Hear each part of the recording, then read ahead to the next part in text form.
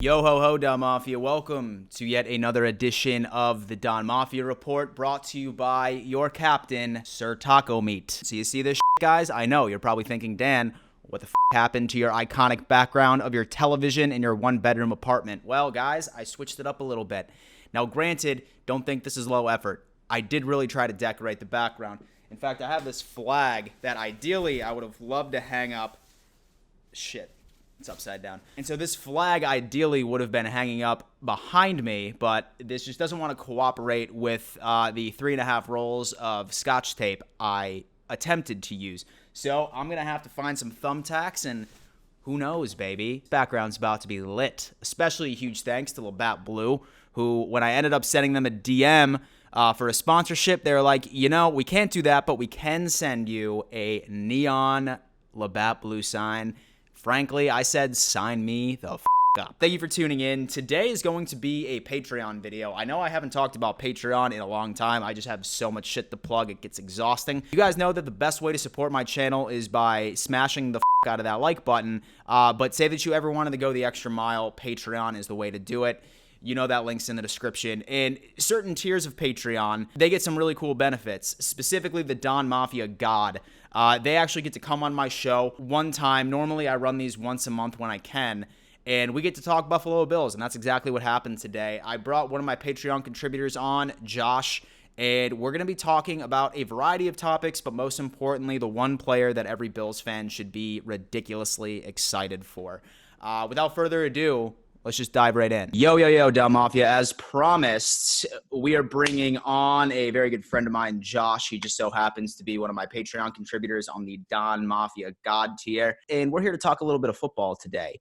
We're going to be talking about certain position groups that really excite us. And then more importantly, what our overall expectations of the Bills are in 2020. Josh, what's going on today? Not too much, man. I'm glad to be with you. Yeah, man, absolutely. We've been trying to set this up for, I want to say, 2.5 weeks. And you were the only person who responded to me when I was just like, yo, I'm trying to do a Patreon show. So for the other two, you know who you are. Just hit me up, and then we'll be able to set something up next month during the season or something along those lines. But yeah, Josh, right before we start diving into the specifics, how long have you been a Bills fan? So I'm older than I look. I'm 38 years old. I've been a Bills fan essentially since we made it to that first Super Bowl against the Giants. Sick. And yeah, so I was a pretty young kid then. And, my family used to watch the Super Bowl. We never really had rooting interest, but because Buffalo is so close to where I lived at the time, Toronto, I'm like, that's the other one for Buffalo. And then, of course, we're there the next year. And the next year, and the next year. And I'm just rooting so hard for them. The rest of my family is like, Buffalo's never going to win. But I believe. Yeah. Unfortunately, we didn't win on, but, no team, I think, has ever gone to 4 Super Bowls in a row. So, I mean. And so no team ever will again. No, unless the Bills do. Yeah, exactly. Of course. So that's what started my love of the Bills, was just having those dominant teams when I was really young. Nice, most definitely. So, like most Bills fans, we also ended up going through years and years of torture. And I mean, this is always something that I try to ask when I have conversations with other Bills fans. Like back when we were shitty and like absolutely terrible, did you always have like sort of like that positive outlook, or would you have considered yourself to be a pessimistic fan during the downtimes? No, I was always positive. I always thought we were a couple players away. I thought we were like some better decisions away, or better coaches away. Like I really like when Doug Flutie brought us to the playoffs, and we start Rob Johnson all of a sudden. Yeah.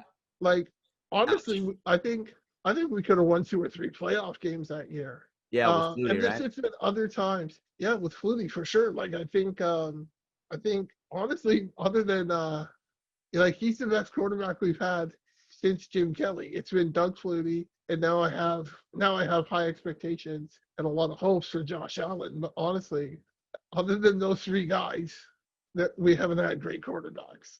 Yeah, yeah, I know. And I mean, see, this is a great transition because no matter what type of steps that Josh Allen takes, the media is always going to be shitting on the guy. And I mean, it's been like super frustrating. So I'm like really curious to hear your thoughts on what do you think of Josh Allen's progression? So do you think that he's pretty much capped out at his ability, or is there still room for him to grow as far as hitting a ceiling?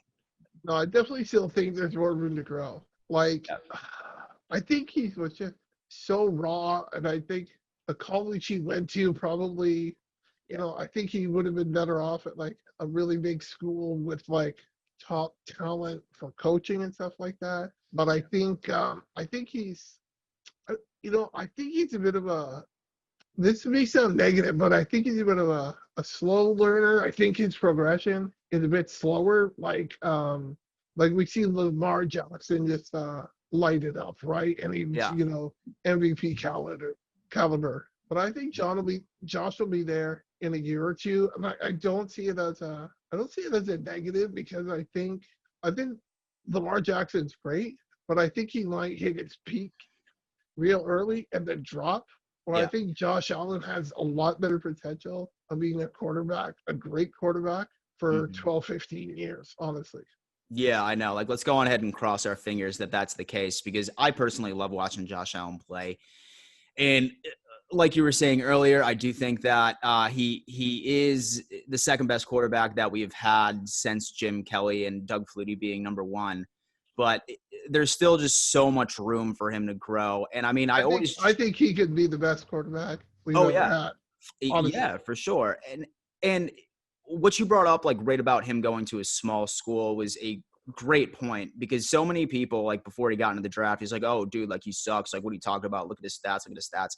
Like, dude was never really surrounded by top tier talent throughout basically his entire football career. Like, it's hard to say like what he was surrounded by in high school, but I mean, in college, I mean, very, very few teammates from his college team made it to the NFL and had some type of significant career. And then in 2018, I mean, we basically had a junior varsity high school team worth of receivers.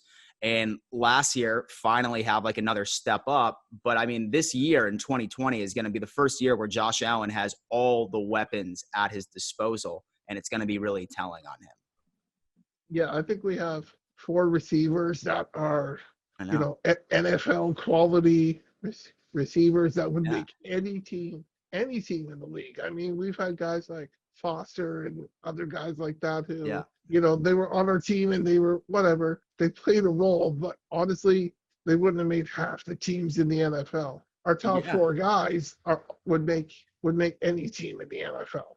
Oh yeah, yeah, for sure. And so it's funny too because like there's been so many training camps in the past where like I mean we're just trying to like scrape for the best possible receivers. Like, oh my God, like we need to get this guy. But like now we're in a position where we have so much talent in that wide receiver room that we need to start having difficult conversations of who to bring down to our practice squad and who to cut. And I mean, I know a lot of people love Duke Williams, and I think that he could easily be a number 3 receiver on just about any other team in the NFL. But I mean, we're just way too stacked.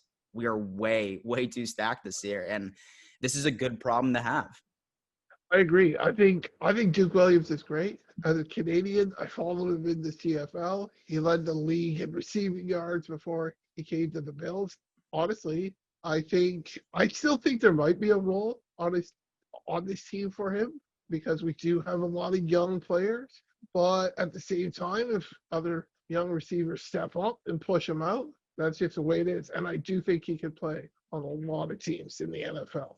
Yeah, yeah, for sure. But I mean, the more that I look at this roster, there's virtually no way that I see him making this team, No, unfortunately. that's fair enough. That's fair enough because I think with the emergence of Gabriel Davis at Oh, I training know. camp, um, Dude, he's it's a ball. just yeah, like just watching some of the highlights that the Bills have put out. I think this guy. I don't think he's just a deep threat. I think he can, especially under the tutelage of Diggs, who's one of the best route runners in the league, and Beasley's a great route runner too. If they sort of influence him on how to run routes in the NFL, Yeah. I see no why Gabriel Davis can't be a short, medium, and long threat. Yeah. Yeah, for sure, man. And like, Especially with his size. He's huge. oh yeah, I know. Like it's funny too because like you hear about players having good days at camp, like good days at camp. Like that's just the thing. Like I'm pretty sure that Duke Williams had like one or two like great days at camp. But Gabe Davis, according to the media, has had an amazing day at every single time he throws on the pads and goes out in the field. So I mean, he's probably like I would say the player that I'm most excited to watch this year. Yeah, me too. Yeah. And if there's a player I really want to see on the defensive side, it's Ed Davis. I really think he's going to take a huge lead. I'm so glad that DUIBS is behind them. Oh yeah, no, I think dude. I think he's going to have a huge season. Yeah, and so I felt bad for Ed Oliver, like once he ended up getting that DUI and stuff along those lines. But I mean, it sounds like the entire thing was bullshit. And like once he blew, it was like 0%. But I mean, I definitely agree with you. And I mean, me and you were talking a lot about the defensive line, and that's another position group that I think that I'm super fucking pumped to watch this year. Offline, right before we press record, you were saying that you could see one player getting how many sacks this year? Look, I could see our top player, whoever it is, getting maybe 10 sacks, right? Uh-huh. But honestly, I see it more as a success by committee because I think we got 6 or 7 D linemen that could be starters in the NFL, right? Like Espinoza or whoever, right? They're not going to be starting, but they could be starters. And I think we can have six guys, maybe even 7 guys that have 6 or 7 sacks, sacks or more. I think we could. Like, I don't think we'll have a guy who's in the top 5 in the league, but I think as a team, we'll be definitely top 5 in sacks. Definitely. Oh, yeah.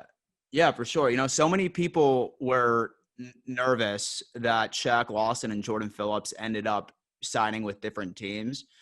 But I think Brandon Beane is such a genius that he almost improved our defensive line, and he got it at a more team budget friendly aspect. Like this Mario Addison guy, I've been telling people, you need to watch this guy.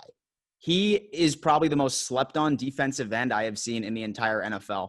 When you have a guy that racks up 9+ sacks 4 years in a row and no one's talking about the talent that this guy possesses, it blows my mind. And if there's anybody that leads the team in sacks, it's going to be Mario Addison this year. I think so for sure. I think because of the rest of the talent we have around him, he's not going to be defenses or O-lines will focus on him, but they won't be able to just throw 2 guys at him every single time. And that's just going to free him up to do great stuff. And I think we're going to be better at stopping the run. A lot better at stopping the run.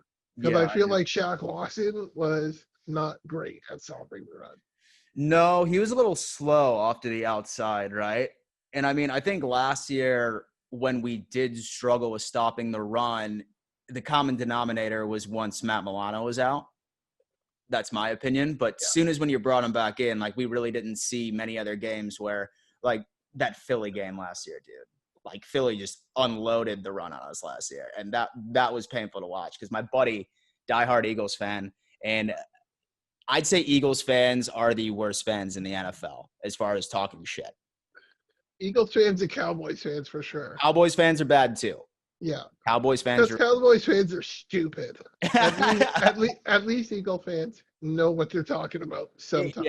Yeah, dude. Holy hell. Well, really before I let you go, I mean, I need to ask this question. What's your final record prediction for the Bills this year? I'm going 12-4. 12-4.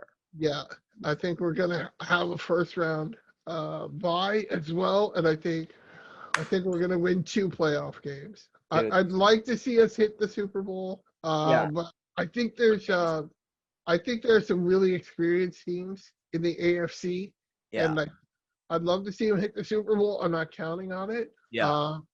But I think 12-4 and 2 playoff wins for sure.